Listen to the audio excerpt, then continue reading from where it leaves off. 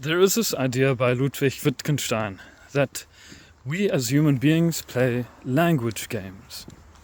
In every community that you enter, you will realize that there are unspoken rules that form the foundation for what people speak about. In a very ironic sense, the rules that you have for speaking in a community are often unspoken. For example, when you enter a church, you aren't really allowed to swear. You shouldn't really swear, and you shouldn't really use strong words. You emphasize compassion and maybe holiness and strictness, and in some churches conservatism, following certain rules, and that means you also follow certain rules when you speak. You speak in a manner that fits into the church setting. And then you get, for example, a football game where people usually, or many people, do swear and curse, and that's okay. And they sing songs, they insult players, or they praise players, all on a different basis, in a different kind of language game.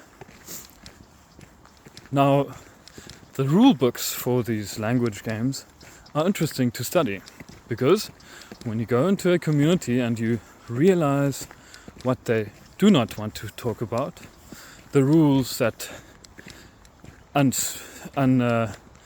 explicitly say you're not allowed to say something, that points towards the shadow of a community. What is it that they are actively and maybe even unconsciously trying to avoid?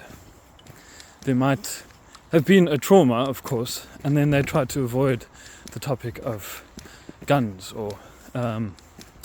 or maybe even emphasize the topic of guns because they had a history of violence in their community. The point is, however, you don't only need to focus on the negative side. You can also focus on the positive side.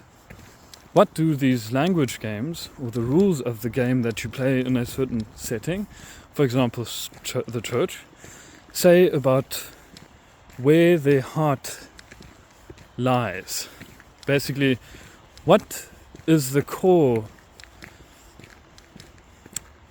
core elements that carry meaning in a church community? You could say, for example, the cross. The cross always has some kind of symbolic value for people. You could also say the pulpit with the Bible on it. That is also something that symbolizes a message or a preacher or someone speaking.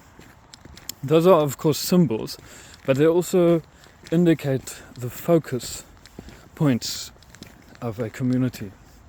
When the focus point is on a preacher, then I would say there's a problem. If the focus point is on the cross, then I feel always that there is a heart in that community that is beating